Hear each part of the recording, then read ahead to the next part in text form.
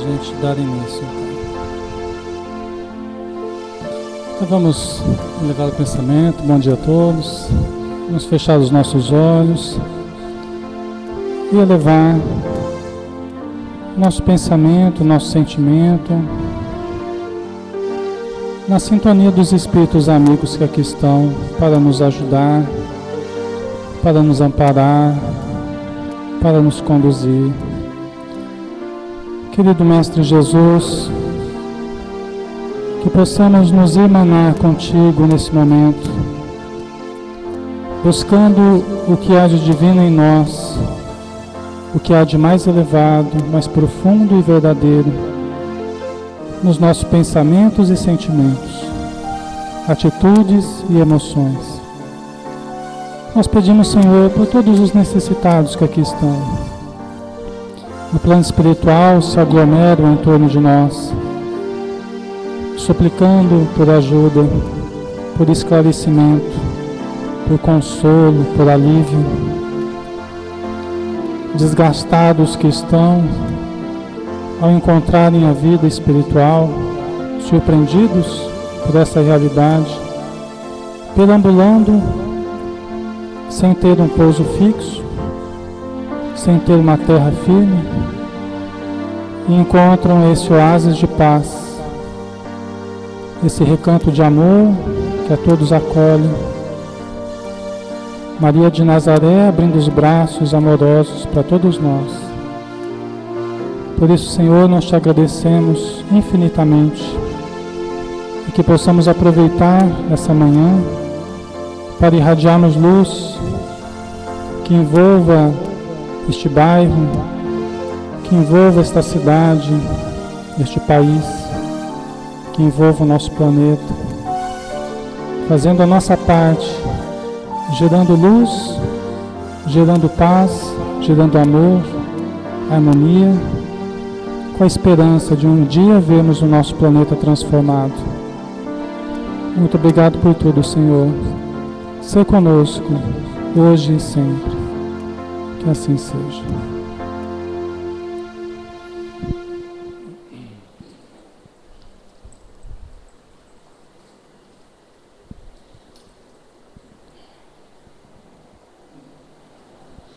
Pessoal, tá dando para ouvir atrás? Tá meio baixinho? É que eu fico meio sem noção do som por causa do ventilador, né? Melhorou? Tá? Muito bem, pessoal. Então vamos lá estudar mais um pouquinho. Continuando o capítulo 13, nos domínios da mediunidade, né? Pensamento e mediunidade. Nós damos nosso abraço também para os nossos companheiros da internet que estão acompanhando no Facebook, também quem estiver no Pautalk, né, que nós abrimos a sala também. Então sejam bem-vindos. Então vamos lá. Nós estamos no final da reunião mediúnica, ouvindo uma mensagem, uma telemensagem, né? Deixa eu só ver aqui. Alô, som? Sai. A gente está ouvindo uma telemensagem no final da reunião que um dos médiuns, a irmã Celina, ela está captando como se fosse transmitida à distância, transmitida à distância, via satélite, vamos dizer assim, né? A gente não sabe exatamente como eles fazem, mas ela está captando na reunião mediúnica uma frequência de um espírito que está enviando a mensagem, tá? E aí ele está dando essa mensagem que é bastante importante, falando sobre a importância do pensamento e a relação com a mediunidade, tá? Então, o benfeitor deixou claro que para abreviar o tormento que flagela a consciência em cursa nas grades expiatórias, é imprescindível atender à renovação, o único meio de recuperação da harmonia.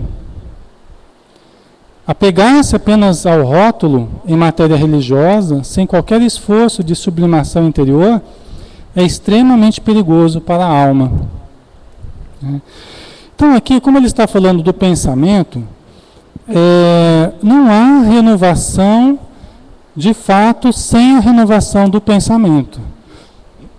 Não há renovação de fato na nossa vida sem renovação do pensamento.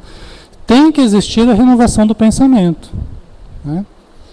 Porque tudo que a gente vem a fazer em termos comportamentais, tudo que a gente vem a produzir em termos de emoções, de sentimentos, de ajuda, será resultante da mudança de pensamentos. Ah, mas a pessoa ela já veio com facilidade de fazer o bem, com vontade de fazer o bem, com tendência para fazer o bem. Ela já tem pensamentos bons,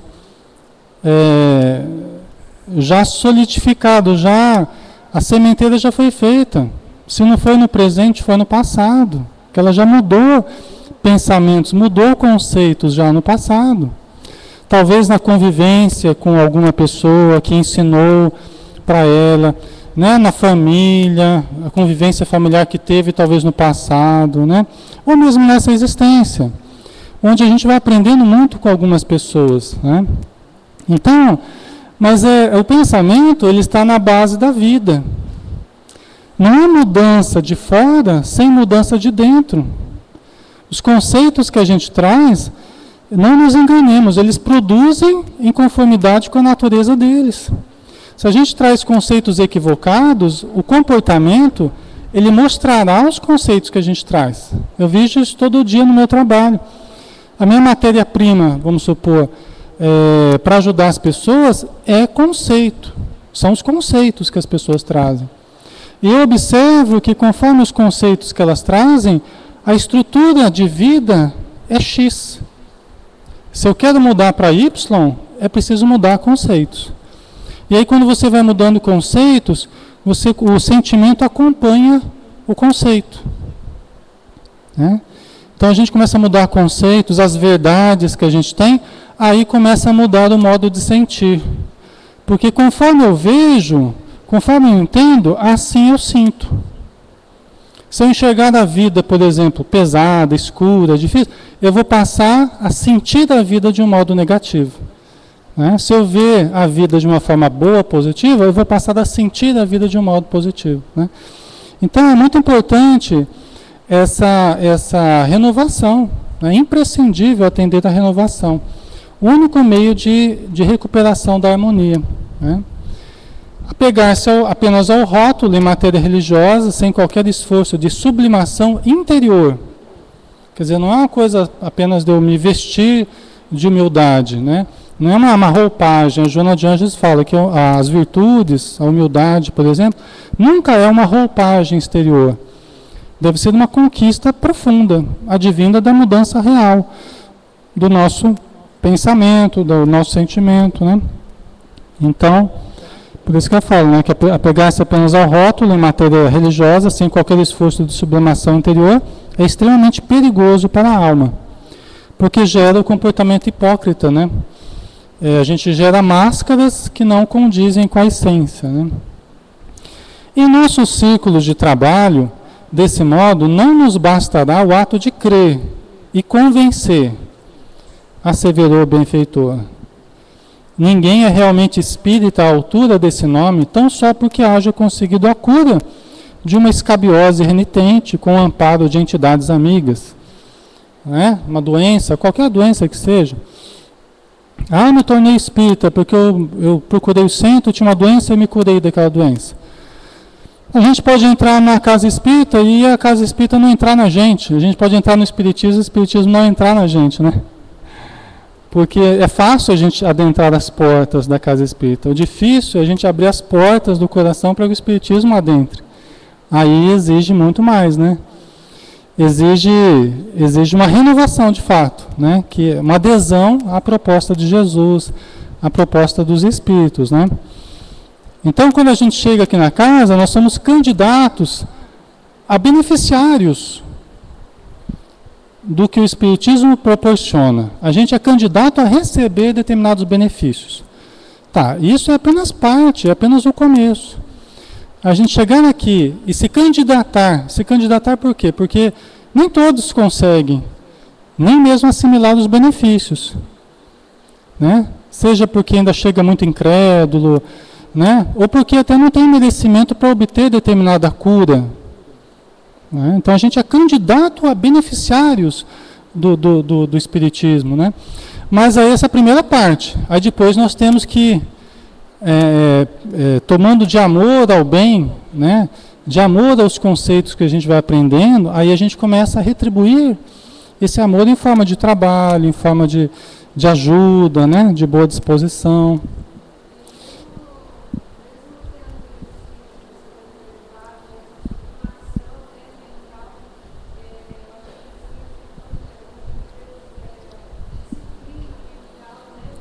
Disciplina mental, importante.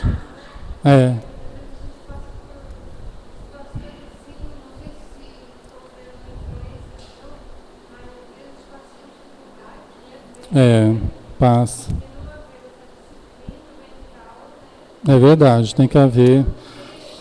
O melhorar é o mais fácil.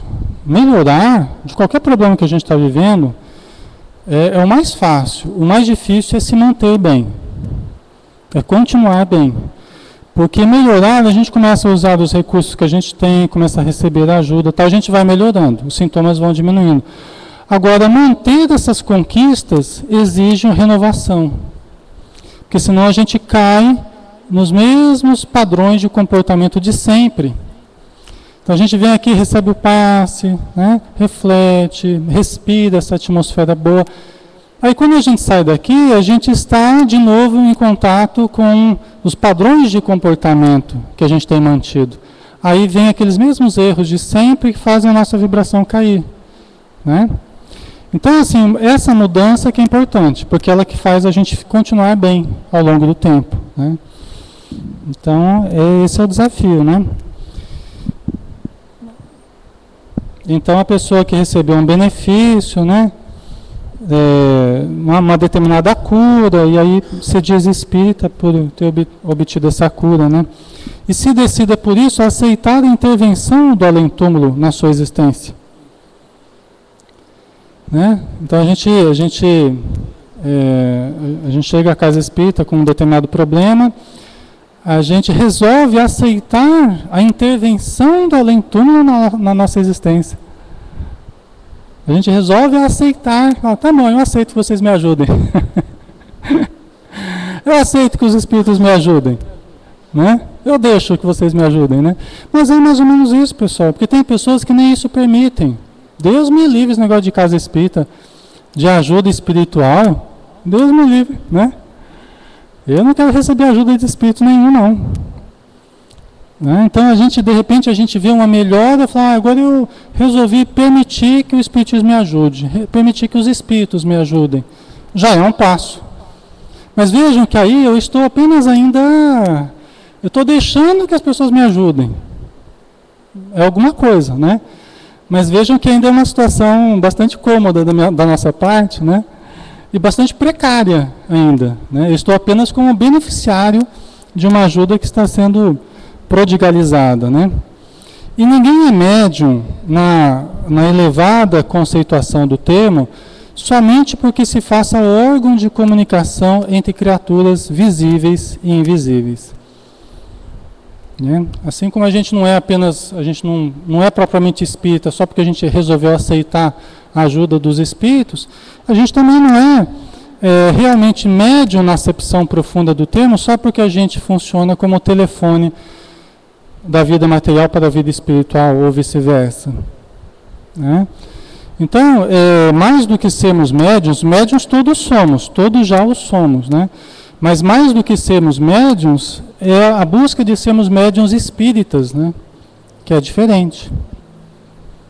O que é ser médium espírita? É trabalhar com a mediunidade conforme o Espiritismo nos ensina. E onde que a gente aprende isso? Nos livros, nos cursos, né? Nos grupos de estudo, onde a gente vai absorvendo o que os espíritos nos aconselham em termos mediúnicos. Porque médiuns, como a gente já viu, existem uns montes em qualquer lugar, em qualquer religião, mesmo que não se denominem como tal. Pode chamar de revelação do Espírito Santo, profetizando, pode chamar de um monte de coisa, os carismas. É a mediunidade, né? É o fenômeno mediúnico assumindo formas e características variadas, dependendo do templo onde acontece, e até fora dos templos, né? Mas somos médiuns, né? Só que, mais do que ser médium, a gente precisa ser médium espírita, né? Pelo menos nós que aqui estamos, a gente precisa entender o que é ser médium espírita, né? É indispensável o testemunho de nossa conversão ao amor santificante. É indispensável o testemunho de nossa conversão ao amor santificante. Quer dizer, mais do que as palavras, mais do que os rótulos, é muito importante a mudança sentimental, né? O amor, a busca do amor, de sublimação, de elevação. Não adianta a gente se enganar, nenhum de nós vai se colocar numa posição boa, confortável, espiritualmente falando, se não houver iluminação do nosso interior. Se nós não nos iluminarmos, né? Buscar concepções mais amplas, né? Mais claras, mais amorosas da vida, não vai haver crescimento sem esse processo. Tá? Não é de fora para dentro, é de dentro para fora, né? É preciso substancializar a excelsitude de nosso idealismo em nossas manifestações de cada dia. Quer dizer, se a gente acredita em algo, é importante que aquilo se transforme em obras. Eu sou a obra. Cada um de nós é a própria obra. Nós somos os seres em construção, não somos? Nós somos os seres que estamos nos construindo. A gente gosta muito das obras fora de nós, mas a principal obra somos nós mesmos. Né? E às vezes até, a obra que a gente está fazendo, ela não é visível propriamente aos outros. É no silêncio dos nossos pensamentos, é no recesso do nosso coração. Até o Espírito Alexandre, no livro Missionários da Luz, ele fala isso, se eu não me engano. Né? Que a principal obra é aquela feita dentro da criatura. É lógico que as obras de fora são importantes. Essa casa é importante, e tantas outras, e tudo que a gente faz de bom fora é importante. Mas a principal obra é a renúncia dentro de nós a concepções antigas, a sentimentos ultrapassados, que ninguém aplaude. Ninguém aplaude. Fala, Alexandre, que bom que você mudou aquele pensamento, muitas vezes ninguém vê. Ninguém vê o esforço que eu tenho, que vocês têm por mudar, por abandonar determinados hábitos. Ninguém vê. Às vezes, uma ou outra pessoa ainda vê, né? Em casa, esposa, marido. Oh, que bom que você mudou. Que bom que você largou aquele vício, aquele hábito, né? Fala, Cláudio.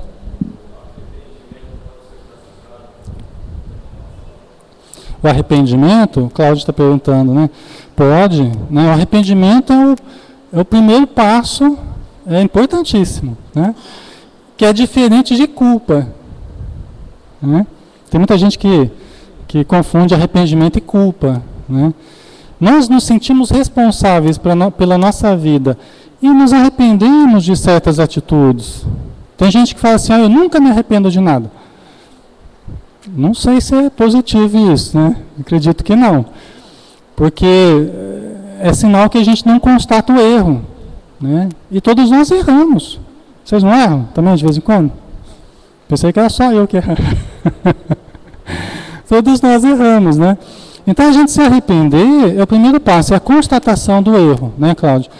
Aí a gente não pode entrar em processo de culpa, que seria aquela autoflagelação, você ficar se machucando, né, exagerando na emoção, sofrendo porque errou. Aí, no caso, a culpa, ela seria um novo erro. Porque o tempo que você perde se culpando é o tempo que você poderia aproveitar para pedir desculpa, para refazer aquilo que foi feito, né? Mas o arrependimento é o primeiro passo, né?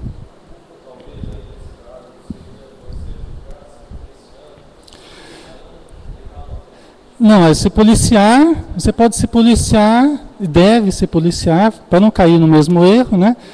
mas não necessariamente a culpa, né? Porque a culpa nos paralisa. Tá?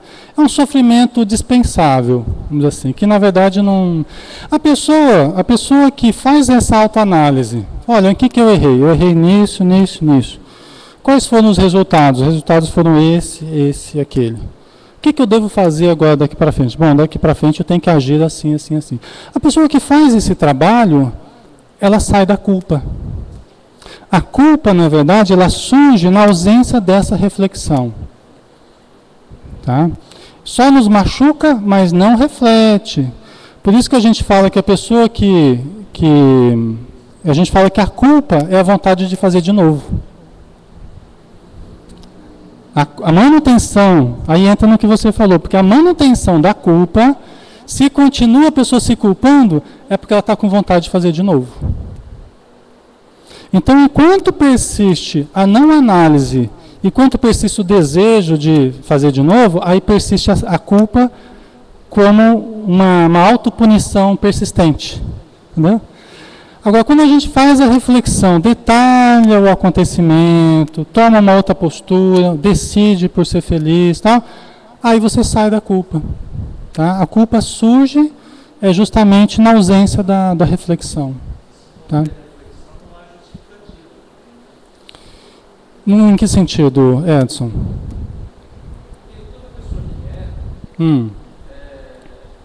Tá, fica se justificando. Tá. Tá. Certo. Uhum. Tá, a pessoa que falha, a pessoa que erra, ela está manifestando alguma deficiência, alguma falha, né? Alguma precariedade que existe dentro dela, né? Isso que você está dizendo, né, Edson? É. Então, quando a gente, por exemplo, vai fazer certas análises das ocorrências, até a Joana fala assim, ó, você tem que deixar a emoção de lado. Você tem que deixar a emoção de lado. A gente é muito emotivo, a gente é muito sentimental, a gente não gosta muito de ouvir isso. Dá a impressão de frieza, dá a impressão de, né, uma coisa assim, muito racional.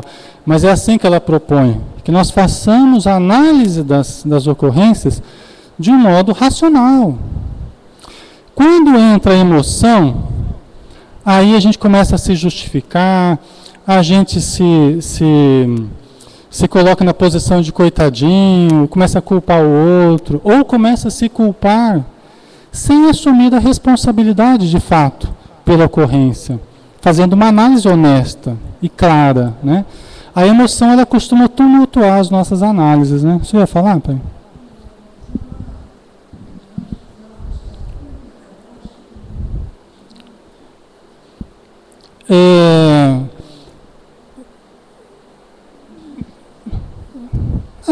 São questões de palavras, né, pai? Remorso, se a gente entender aí remorso como arrependimento, né? Se a gente entender como constatação do erro, é positivo. Até mesmo a culpa, tem um dos livros dela, né, que ela fala da culpa terapêutica e a culpa patológica, a culpa problemática, vamos dizer assim, né? A culpa terapêutica, na verdade, seria a mesma coisa que o arrependimento. Ou seja, seria a constatação do erro, né? Que é fundamental. Agora, aquela outra culpa problemática, patológica, é aquela culpa que você fica ali fixado neuroticamente na ocorrência, mas também não sai dali, não avança, né? E os espíritos valorizam muito a capacidade que a gente tem de avançar. Não importa o que você fez. O que importa é a percepção do erro e a vontade de ir adiante, de ir em frente. Eles valorizam muito isso e nos ajudam muito, independente de qual tenha sido o erro. Porque seja o que for que a gente tenha feito, vai ter solução, porque tem solução para tudo. Não é?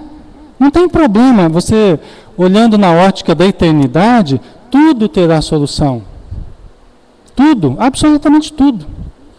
Aqui na Terra a gente pensa, meu Deus, não tem mais solução, não tem mais jeito, agora estou perdido. Só mesmo a nossa visão mais imediatista que faz a gente pensar dessa forma. Porque se a gente olha no sentido da eternidade, tudo se transformará, tudo melhorará, tudo passará. Tudo, absolutamente tudo. Né? E nós, a nossa fatalidade é a perfeição, é a plenificação. Essa é a felicidade. Tá? Então, isso é bom a gente pensar dessa forma, porque faz a gente ter muito mais esperança, né, na mudança das coisas. Né? Então, vamos lá.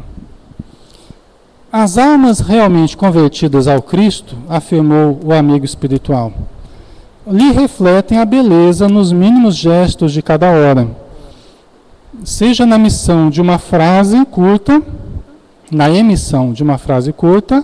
na ignorada cooperação em favor dos semelhantes ou na renúncia silenciosa que a apreciação terrestre não chega a conhecer. Tá? O nosso grande desafio é ajustar ego e self. Nosso grande desafio é ajustar.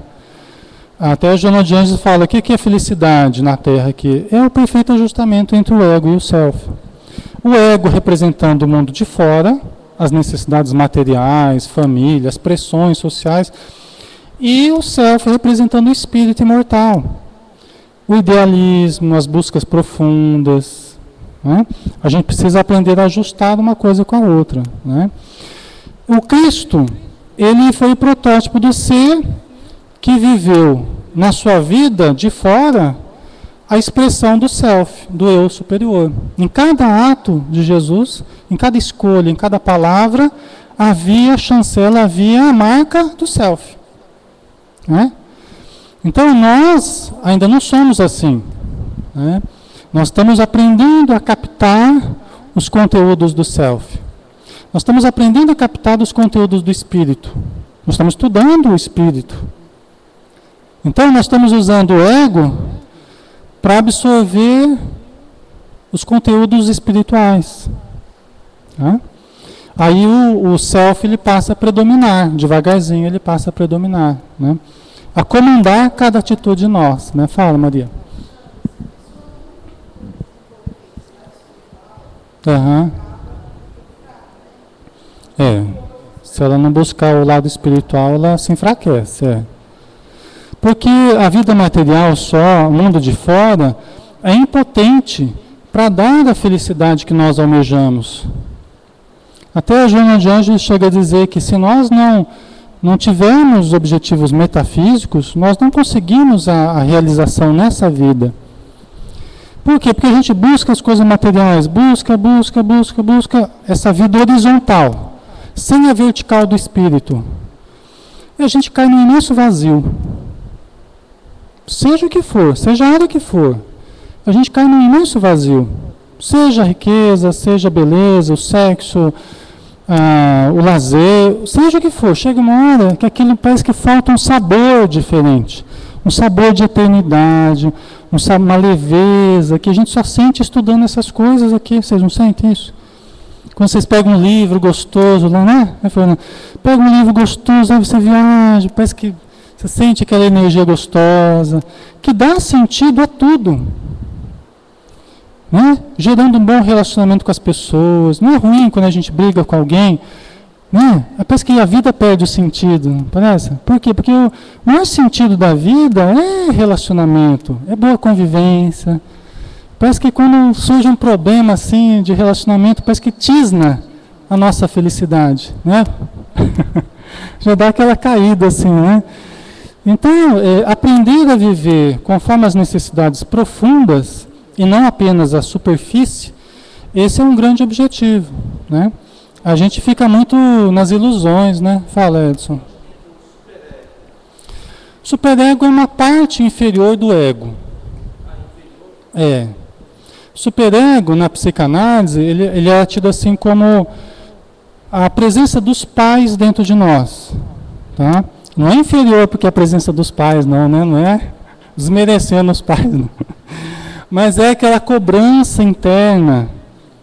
A gente fala assim, um superego muito rígido é aquele pai e aquela mãe cobradora, dominadores, agressivos, né?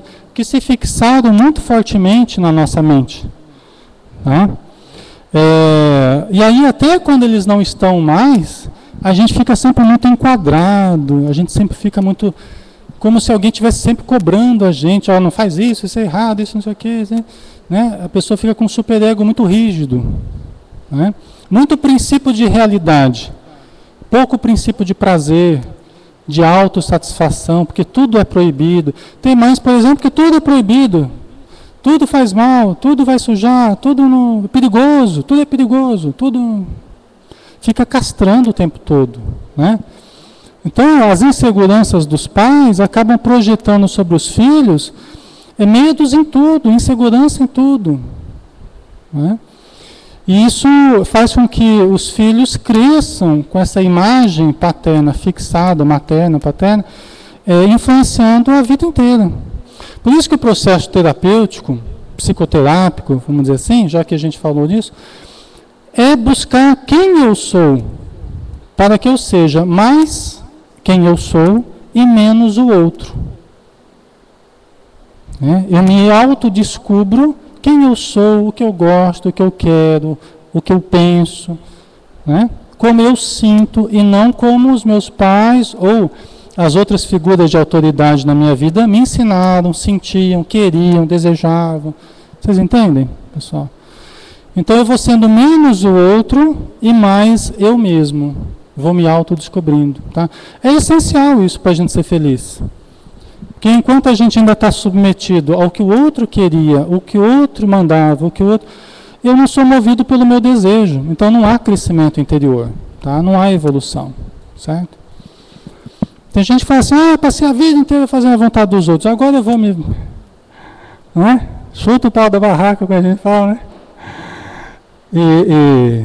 Porque é bom quando acontece isso, de certo modo é bom, depende de como é feito, né?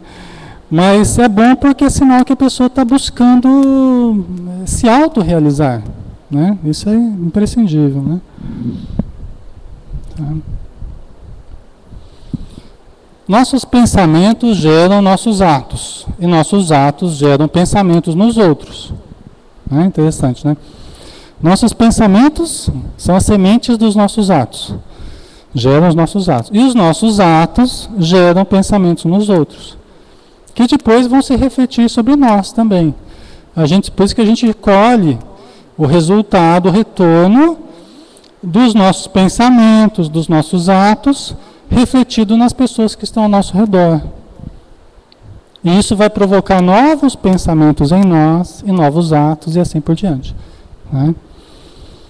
E nós somos responsáveis, de certo modo, no que nós geramos dentro dos outros.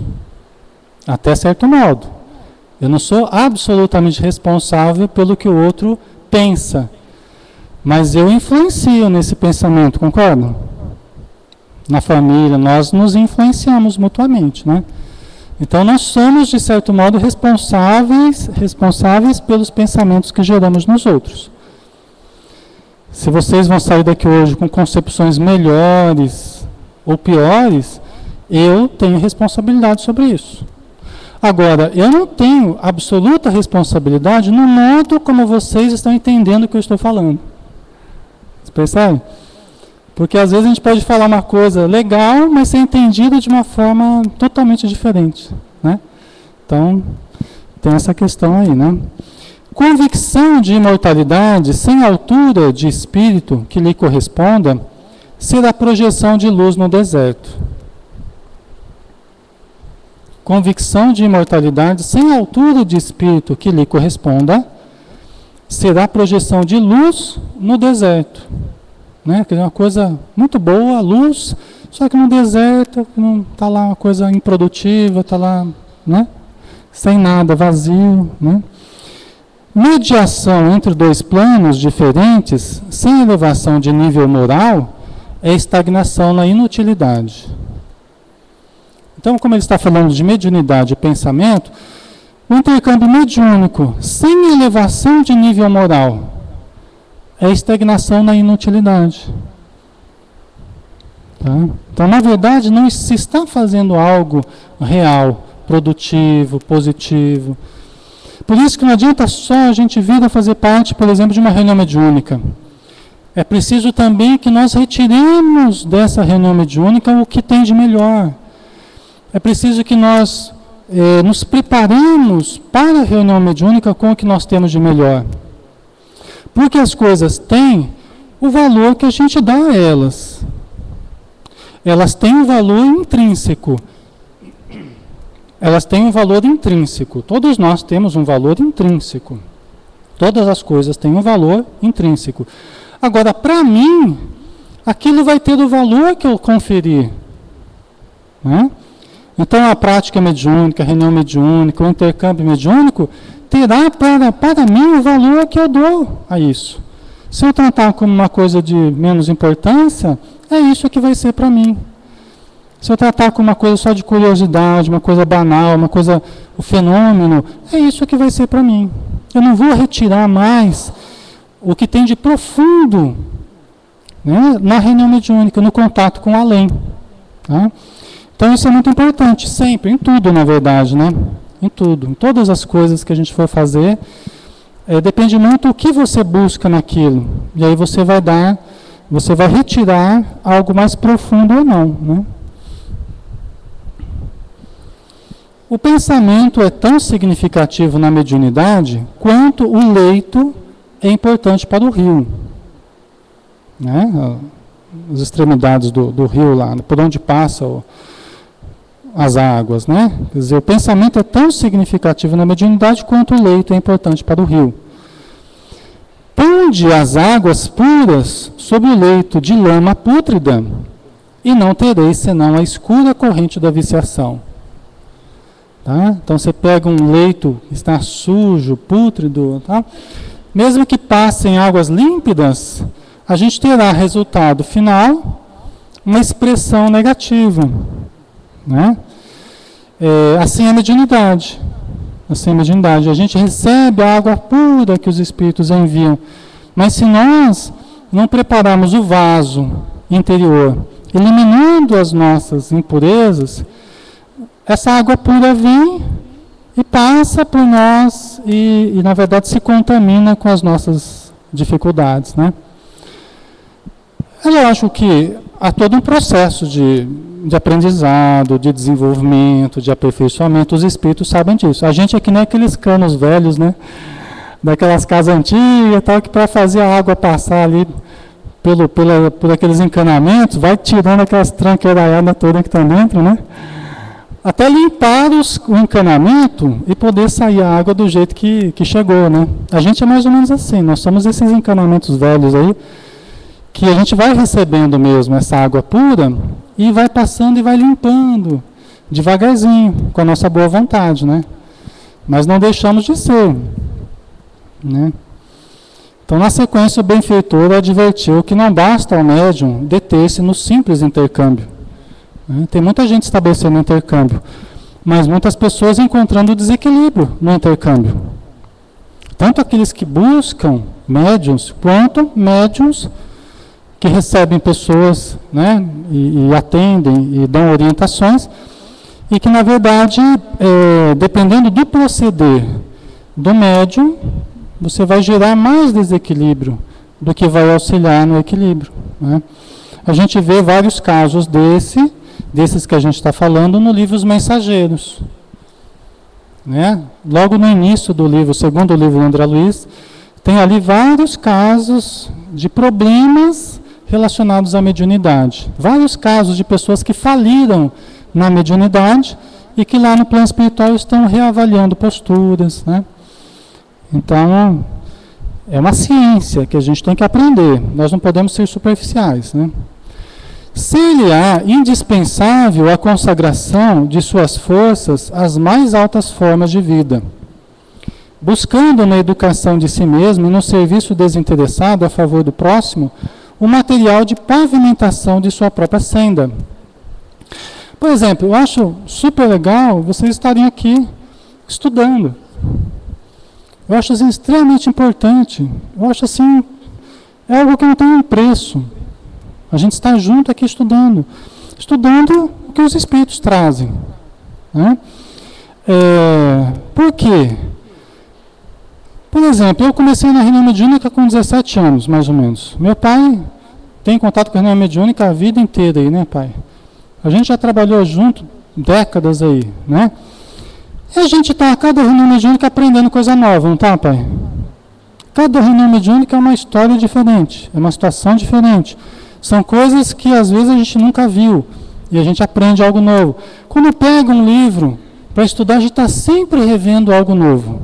É interessante a gente observar e a gente ouvir, às vezes, as pessoas falar assim, mas eu já li esse livro, eu já fiz esse curso, eu já estudei isso aí.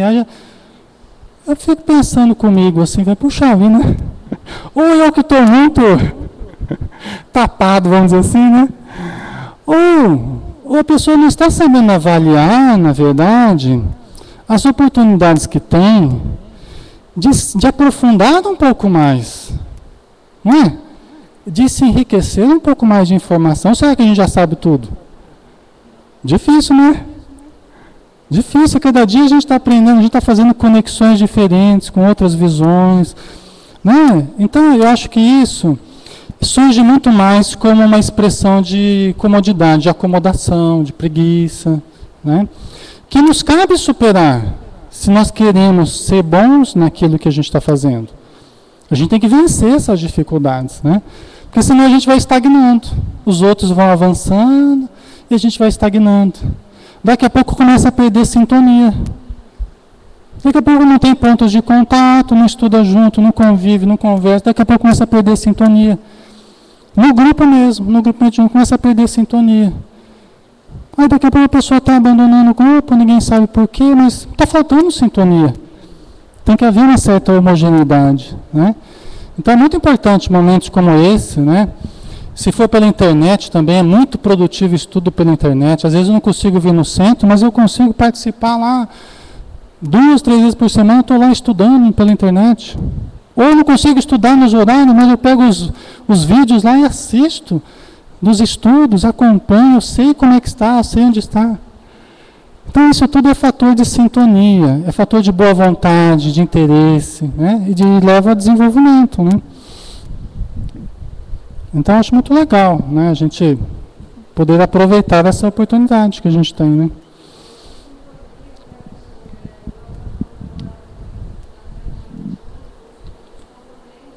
Uhum.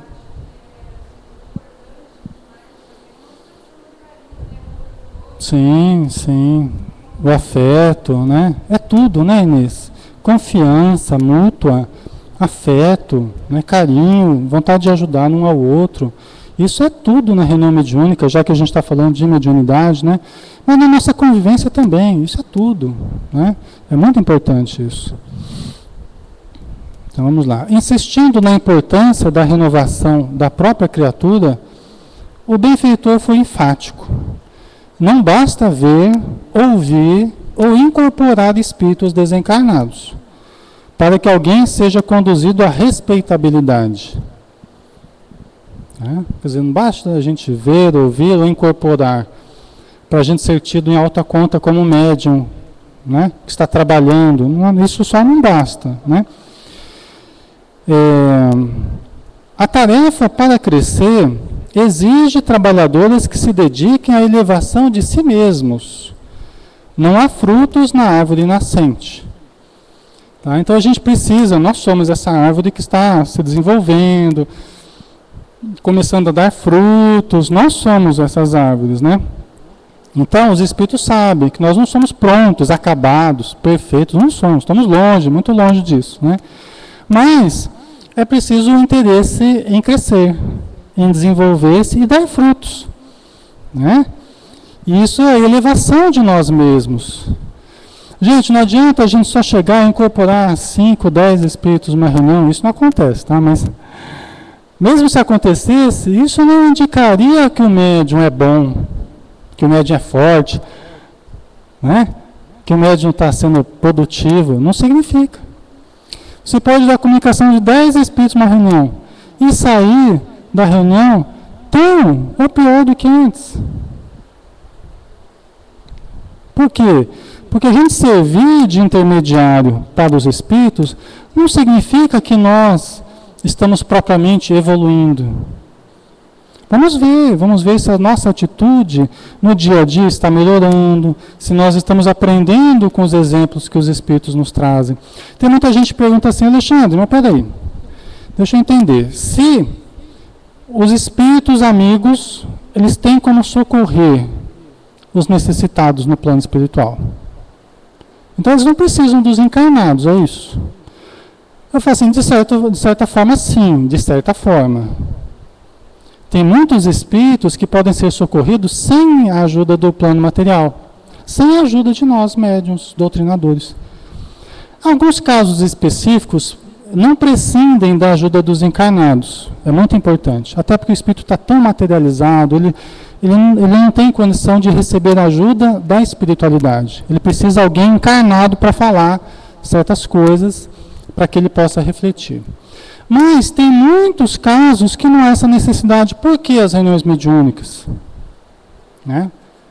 Por quê? Uma das razões é para dar oportunidade para nós trabalharmos. É porque nós, participando dessa ajuda, nós vamos aprendendo e vamos nos melhorando. Segunda razão, os exemplos que a gente vai vendo na reunião, eles devem calar fundo dentro de nós. Né? Por quê? Porque a gente está vendo a consequência do mal viver. Na reunião mediúnica a gente vê várias consequências do mal viver. E a gente tem que parar, puxa vida, né? Tá vendo o exemplo lá? Então eu preciso alinhar certas coisas na minha vida, né? Eu preciso melhorar certas atitudes. Então os espíritos, eles vão fazendo uma terapia conosco, trazendo os casos que a gente precisa para a gente repensar as nossas dificuldades. Dificuldades com afeto, dificuldades com dinheiro, dificuldades com todas as áreas da nossa vida. Então vem casos de apego, casos de posse, né? Casos de vingança, aí vem um monte de casos para a gente ver que nada disso vale a pena. Não é, pai? Então um dos grandes objetivos é nós enxergarmos, nós nos espelharmos nesses casos e fazermos a nossa reforma interior. Né? Então, se a gente utilizar para isso, para exercício de amor e percepção do que não é bom fazer nessa vida, já está ótimo. Aí a gente vai melhorando, de fato. Né?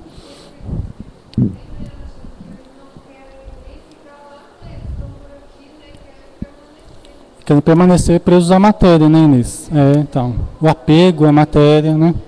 Agora, o quanto nós estamos apegados à matéria? Aí que a gente tem que fazer essa reflexão, né? Ou será que nós vamos ser mais um na vida espiritual a desencarnar, a morrer, mas não desencarnar? Não largar a carne, né? Vamos dizer assim. A gente quer ficar preso ao osso, né? Mas quantos morrem, mas não desencarnam? O desencarnar é sair da carne. Quantos estão ainda presos às viciações, presos aos ambientes, às pessoas, presos a todos os interesses materiais, não saíram da carne, não largaram o osso ainda. Né? Então, é interessante a gente fazer essa reflexão, para que a gente possa ir fazendo essa renúncia a determinadas coisas aqui na Terra, para que a gente não seja mais um a comunicar na reunião mediúnica. Já pensou? Vem, meu irmão, vem. Aí vem o Alexandre lá se comunicando. Não é fácil não. Rapadura é doce, mas não é mole. Fala, Cláudio.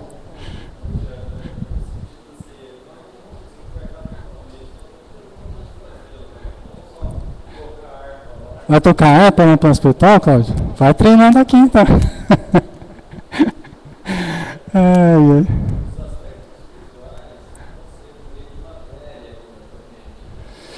Tanto que muitos desencarnam e nem percebem que desencarnaram. Porque sente o corpo como se estivesse na matéria, sente fome, sente frio. Todas as necessidades, o André Luiz ele fala, ele ficou, acho que 8 anos no umbral, né? Ele fala que a barba crescia, cabelos, com fome, eles rastejavam no chão, tentando matar a sede dele, sugando a lama. Então, você veja como é o grau de realidade a vida espiritual, né? É algo real. A gente vê nas reuniões mediúnicas toda semana, né? Aí a gente pode fazer o teste da parede, né? A gente pode fazer o teste da parede. Se você não sabe se desencarnou ou não, você tenta atravessar a parede. Se não atravessar, é provável que você ainda está encarnado, né?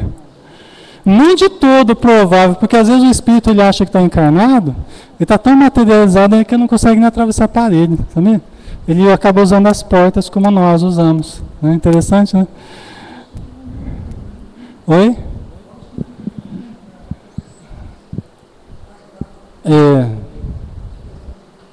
O meu pai está lembrando, fora aqueles milhões aí que ficam dormindo na vida espiritual, porque se condicionaram a vida inteira após a morte dormir o sono para esperar o dia do juízo, né? Então tem que ficar dormindo para esperar o dia do juízo. E muitos se comunicam na reunião mediúnica, que são trazidos desses que estavam dormindo, e falam, por que vocês me acordaram? Por que vocês me acordaram? Que eu estou esperando o dia do juízo, eu tenho que dormir. Ele falou, não, meu filho, já chegou o dia do juízo. Mas você tem que entrar na psicologia do espírito. O que importa é ajudá-lo na hora ali. Se você falar, não tem nada de juízo, você está doido. Não tem nada de juízo. O meu pastor me falou que tinha, o meu padre falou que tinha. Né? Oi? Dormem. No livro Os Mensageiros, o André Luiz fala lá de pavilhões inteiros, assim, nas regiões sombrias, assim, né? Mas amparados pelos bons espíritos, né? Pavilhões inteiros de pessoas que estão lá deitadas, como se fossem verdadeiras múmias ali, deitados, recebendo alimentação, recebendo água, como qualquer doente que está ali inerte no hospital, né? Recebendo passe, recebendo o sopro curador.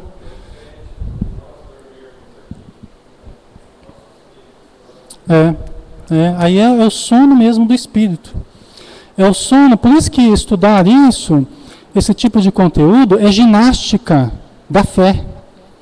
É ginástica da concepção, da capacidade de abstração, de entendimento do que existe além. É ginástica, é exercício do espírito. Assim como fazer o bem é exercício do espírito. Né? Se a gente não se exercita para a vida imortal, a gente chega lá paralisado. Por quê? Porque nós teremos sempre o resultado das nossas concepções. A minha concepção é do sono após a morte, é isso que a morte vai ser para mim, o sono. Né? É lógico que fica lá em sono, vão recebendo ajuda, daqui a pouco desperta. E geralmente em estado de alucinação, como o André Luiz conta. Então eles despertam como loucos, assim, alucinados, sem entender nada, sai correndo, mas já está melhorando. Já está melhorando. Antes estava dormindo, agora já está correndo, alucinado. Né? Mas aí eles vão sendo tratados devagarzinho, daqui a pouco vão retomando a lucidez. Né? Então, é bem assim, a gente já está terminando, né? É bem o resultado mesmo das nossas concepções. A nossa vida será sempre o conjunto de crenças que a gente adota, as verdades que a gente aceita, as atitudes que a gente cultiva. Nós vivemos, cada um de nós, dentro de uma bolha de realidade, que é a realidade que nós criamos para nós. Né? Então, é isso aí, né? Vamos dar uma paradinha aqui, pessoal?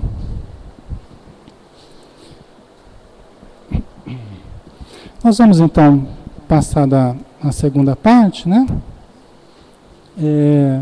Fazendo esse trabalho mais de interiorização, agora fechando os olhos e abandonando temporariamente as expressões exteriores e voltando-nos para o profundo que existe em nós. As expressões eternas, os horizontes amplos, dilatados do espírito, a liberdade espiritual que todos nós podemos vivenciar, mesmo na matéria. Quando nós nos abstraímos do mundo de fora e nos voltamos para o mundo de dentro.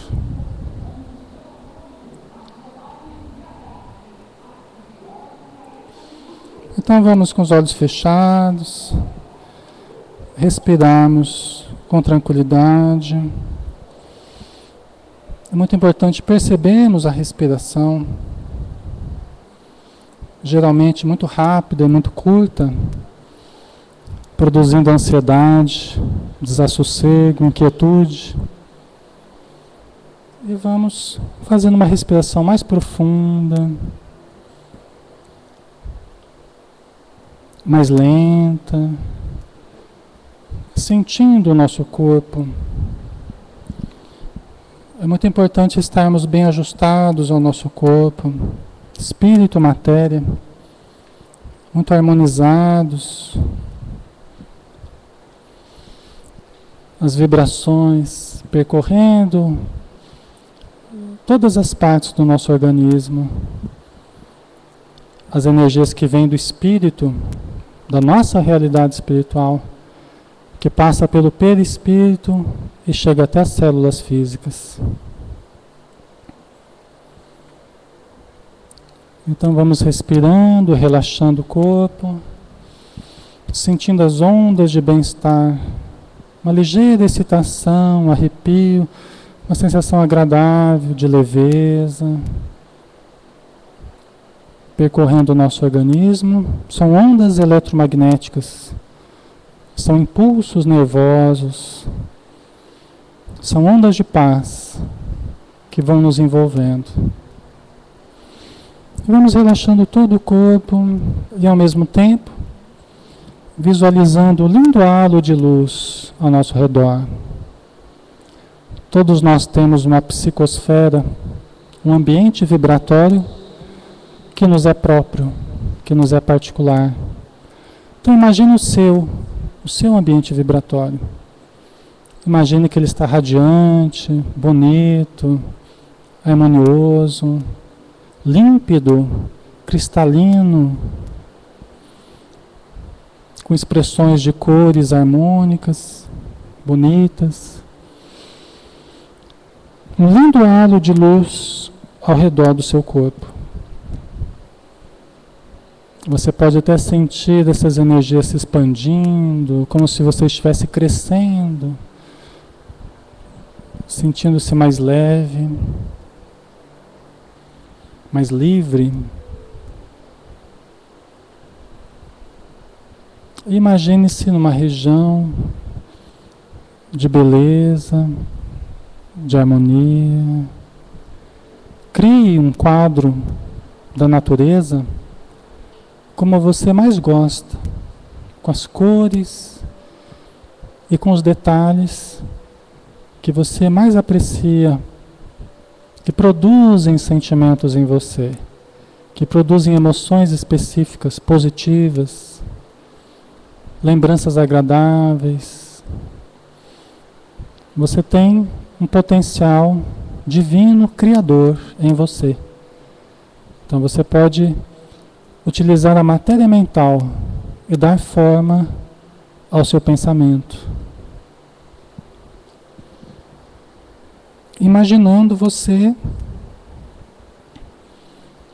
absolutamente saudável, em perfeita saúde física, mental, emocional, espiritual, sorridente, cheio de alegria, satisfeito, tendo superado as dificuldades.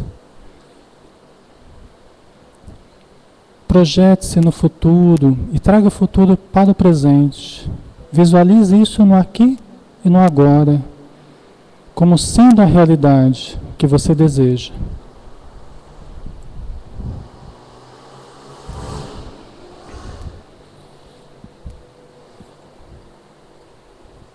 Permaneça alguns instantes nessa visualização.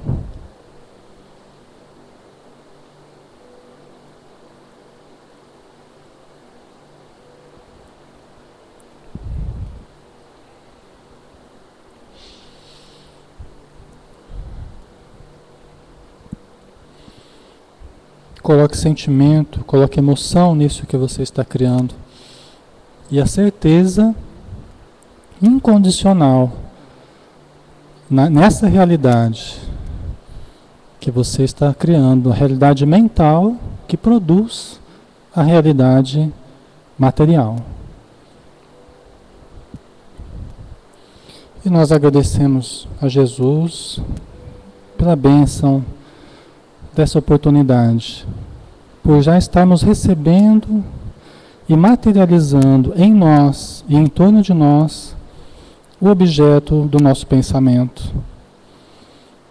Sempre positivo, para o melhor. Muito obrigado, Senhor. Que possamos aproveitar agora o momento do passe, aproveitar as energias radiantes dos médiuns, que vêm de esferas mais elevadas e são traduzidas pelo amor de cada passista, que doa também de suas próprias energias, de modo que essa junção do espírito e da matéria possa produzir mais vida, mais saúde e mais harmonia. Muito obrigado, Senhor. Sê conosco, que assim seja. Muito bem, pessoal. Então nós vamos passar ao passe, né? Pedindo então aos médiuns que se dirijam à câmara, nós vamos ficar aqui aguardando mais um pouquinho.